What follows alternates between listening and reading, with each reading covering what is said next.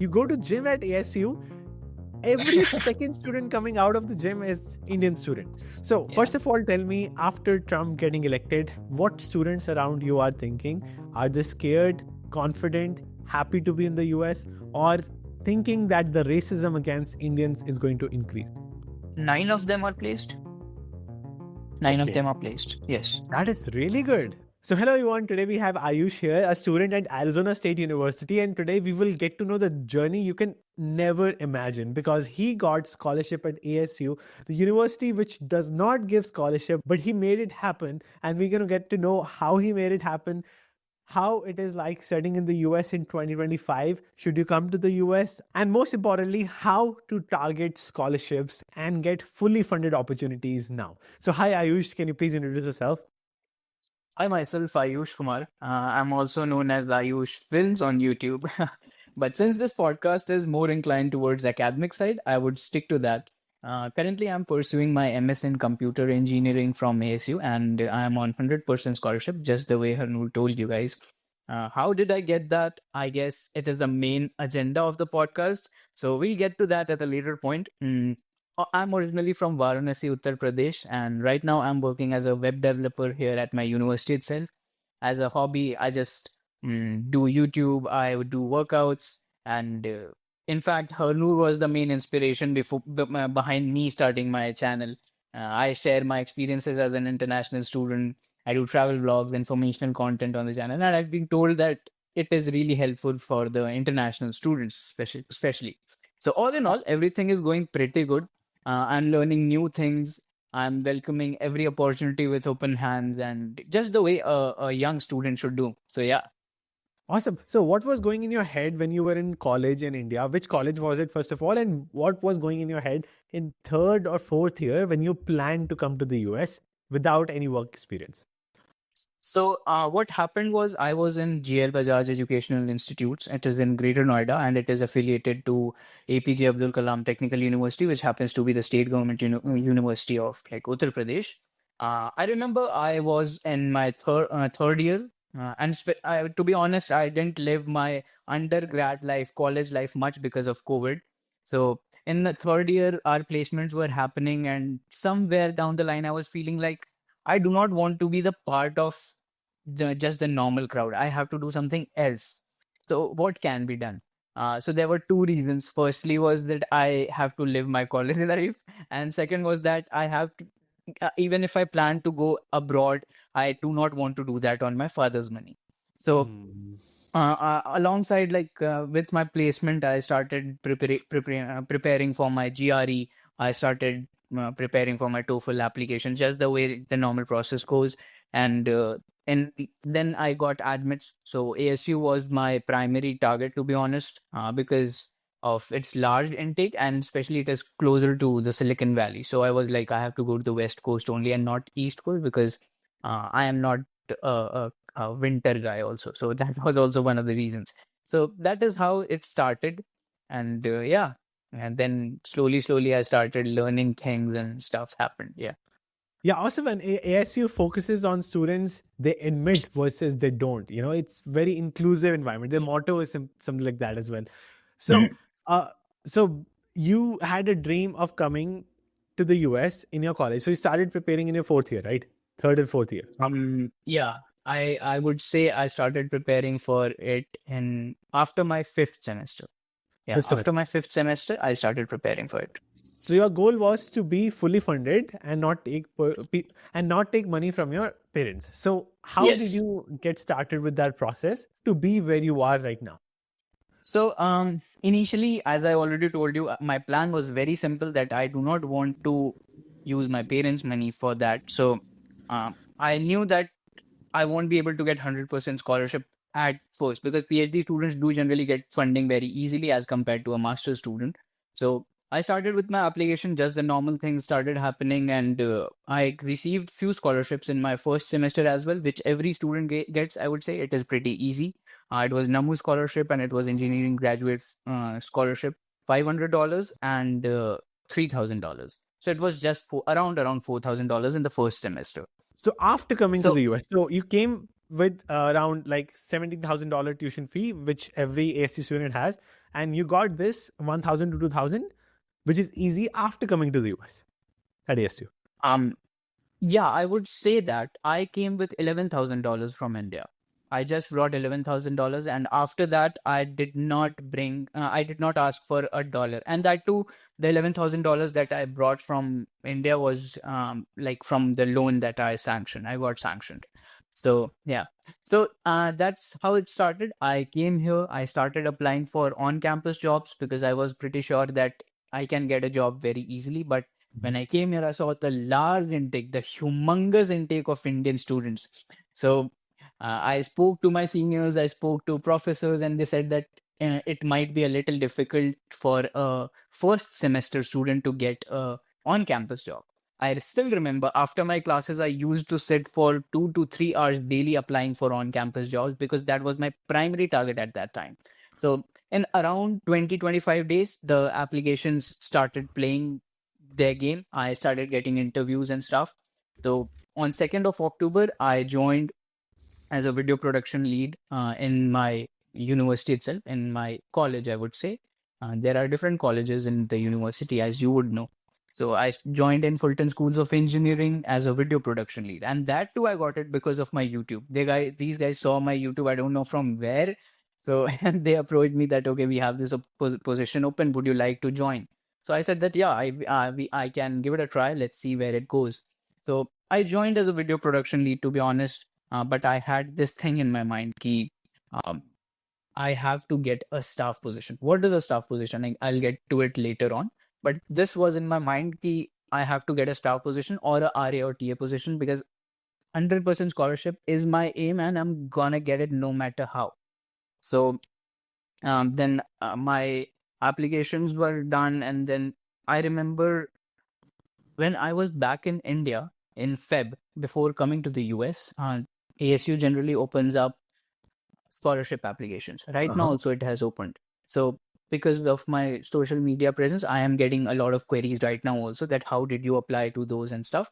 So I remember I was sitting at my home and I was randomly applying to scholarships on ASU portal. So there was this one scholarship, Herbold Fellowship, Mm-hmm. which gives $10,000 to students, and it is generally given to handpicked students from selective university, and it is given by Microsoft's ex-COO and VP. So his name is Bob Herbold. So Oh, wow. there were I guess 5 to 6 of them which were like giving major chunk of money, and all of them were not like $1,500 were was what everyone was giving, but these 5 7 1 they were giving a major chunk which could cover your major part of the tuition. So Mm-hmm. I remember it was October 2nd when I joined my job, and then I around in October end and last week, I got a mail that you have been selected as a Herbold fellowship recipient. So I was like, at first I thought that it is a scam. I'll be very honest. I thought that it is a scam. Why would someone give me $10,000 all of a sudden? But then I went to the portal, I checked and stuff, and then it was like, okay, I have really got it. So my second semester fee was almost covered with that. Plus, I started earning also as I had an on-campus job, as I already told you. So I didn't take a dollar from my parents, be it for my expenses or for my second semester. Okay, In the let's break it background, down.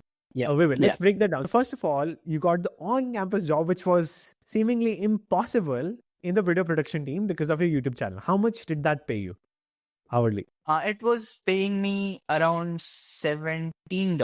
Yeah, $17 an hour. I was generating Wow. $17 an hour, and it was a 20-hour job.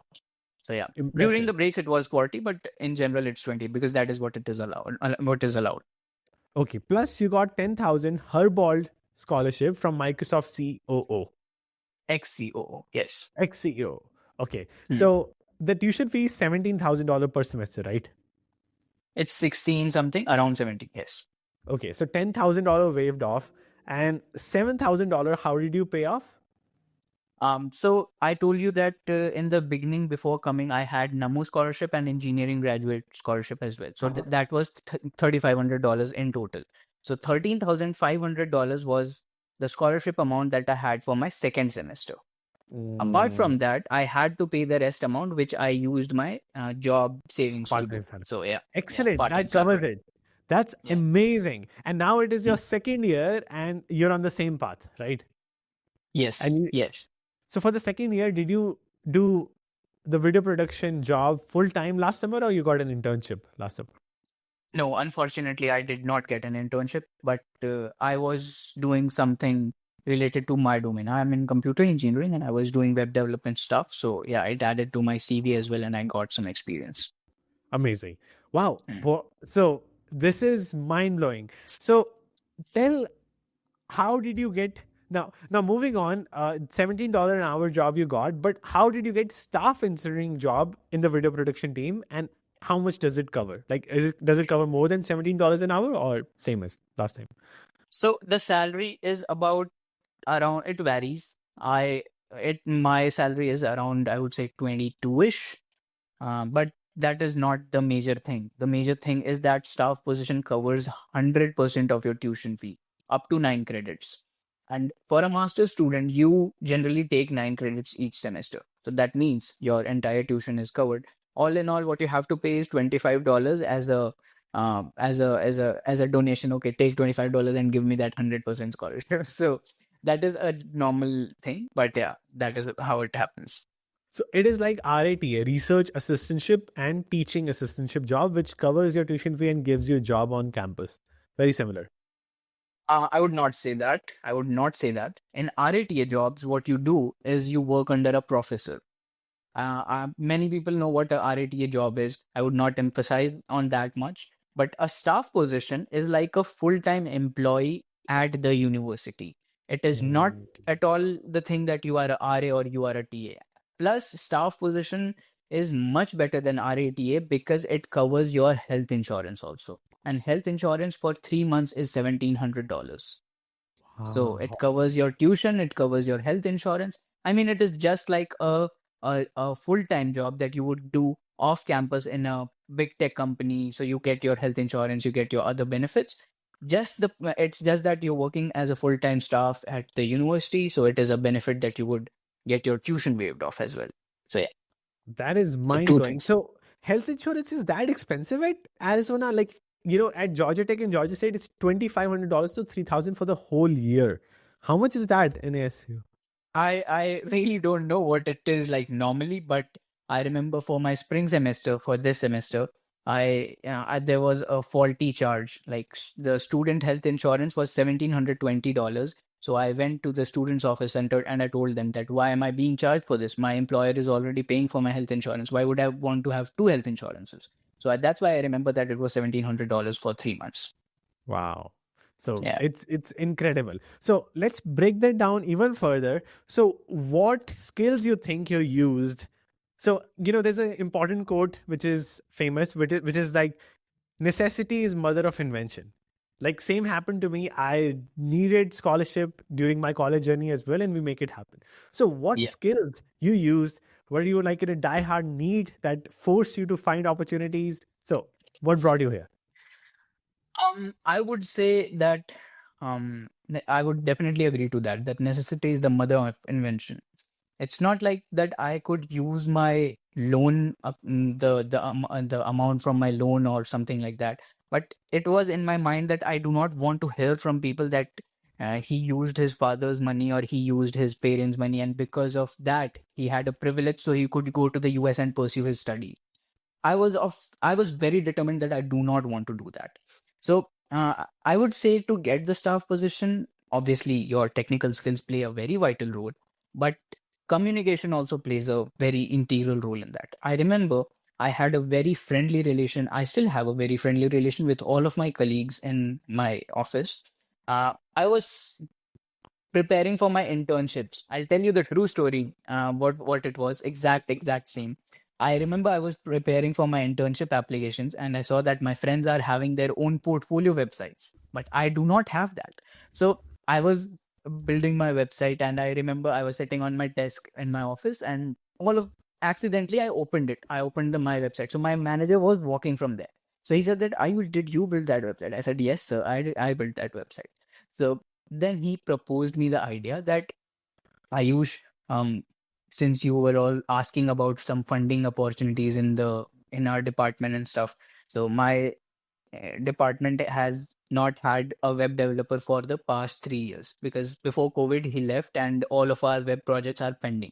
So could you please yeah, develop few pages or few projects? Could you deliver few projects so that I can show it to the higher management, to the stakeholders, that yeah, Ayush is competent enough and he can handle things, and he can take care of the job responsibilities, and in turn, I mean not INTERN, I mean INTURN, we would offer you a staff position, a benefits eligible staff position, because that was what I needed.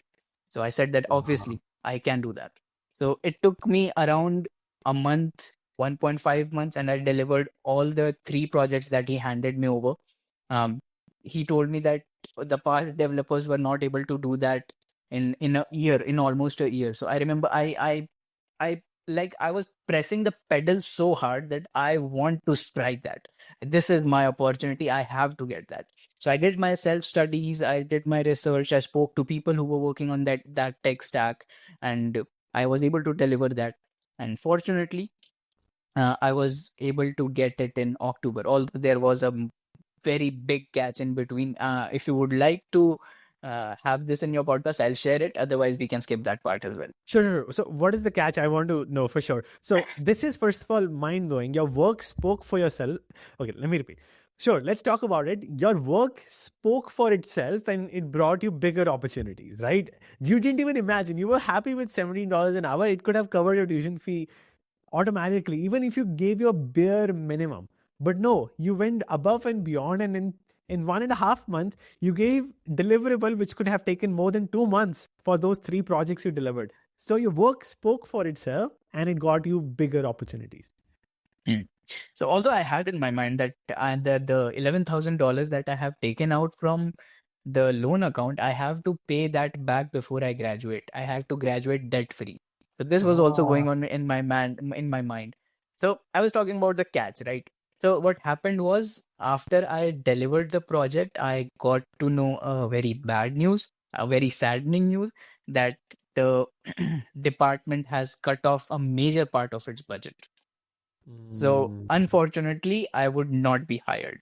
So this was the thing that was put forward, and I was told that.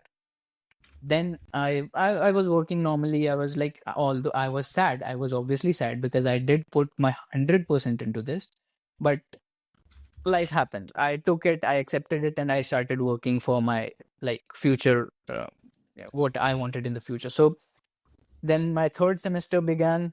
I paid my third semester fee. Then what happened was, in September end, a professor approached my department that I want a website like this. She got a $2 Mm. million funding from federal government. And she said that I want a website like this.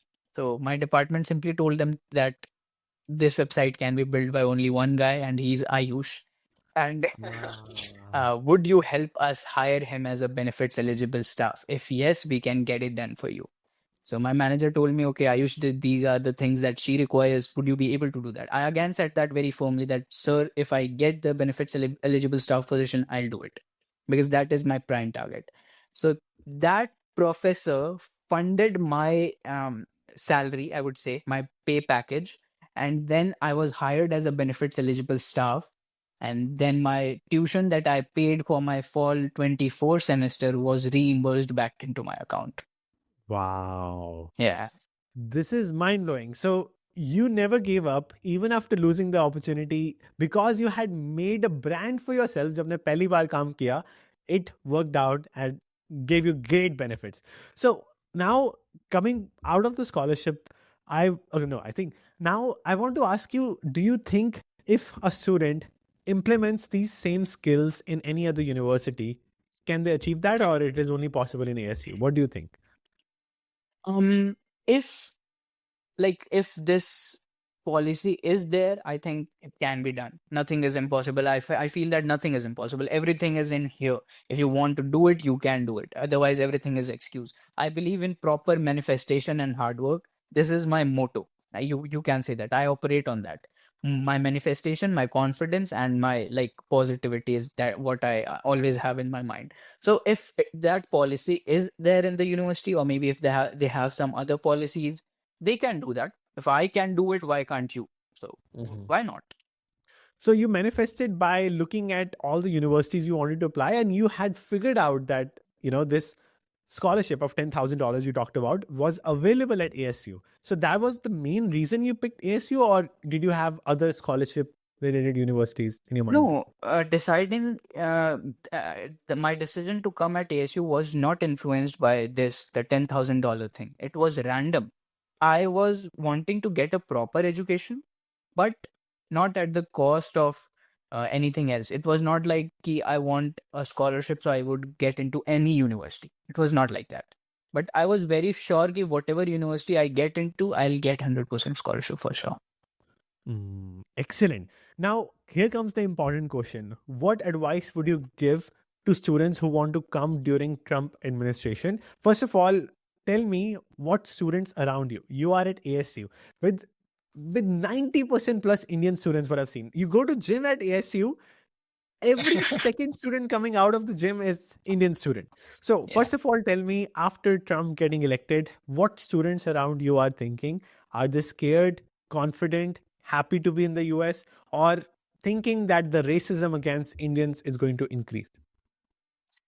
Um, According to what I have felt, people are not underconfident or they are not scared. In fact, they are like having this perception in the mind that Trump has come, so he will promote legal immigrants and he would encourage more jobs. So I don't think that people are scared after he has been elected. No, not at all. Interesting. Because a Yeah. lot of people also fear, like, lot of Indian Americans who became US citizen when their parents were immigrants, that is the policy he tried to remove, which was backfiring them. So, Mhm. I mean, past is also history. Present is that a lot of people want what Trump is doing. So I can't say on that. But yeah, but this is interesting. That's amazing that people are not scared. And what do you think? What advice you would give to students who want to come during this time? Um, I would say that for education purposes or for getting a job for 2, 3, 4, 5 years, getting international exposure, you can definitely do it. Job market is really good in India as well. But if you want to have international exposure and if you want to experience this, you can definitely do it. I would not Mhm. say that any government would let true talent slip off their hands. If you are talented, and any government would want to keep you. So if you are in India right now, the viewers, I'm talking to you. If you are in India right now and if you feel that you want to get international exposure, if you want to experience this, this can be life changing for you. I guarantee you that. You'll learn a lot of things, just not your academics. If you are wanting to settle here, I would refrain from that. That is my personal opinion. Getting your education and then getting 3, 4, 5, 10 years of job experience, and then I would prefer going back to India because after some time, both the salaries and stuff get almost similar.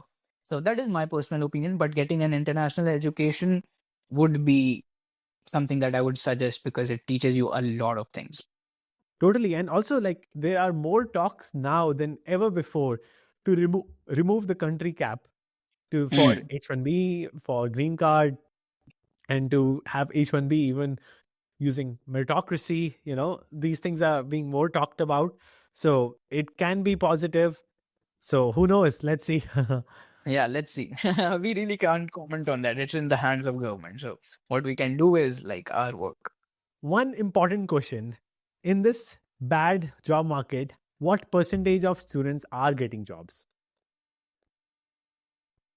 I would say that people are getting job. It is definitely getting delayed, but it's not like you are not getting it. My friends who came here before me, they graduated in May 24 and they got their jobs. They were placed in Amazon, they were placed in startups, and but it took time. They were placed in, some of them were placed in October, some in November, but it's not like they're unemployed. They got their jobs, but it took some time. If you have 10 to 15 friends or even more, if you can give a percentage of graduating this Let's year, take 10. last year. Let's take Yeah. 10.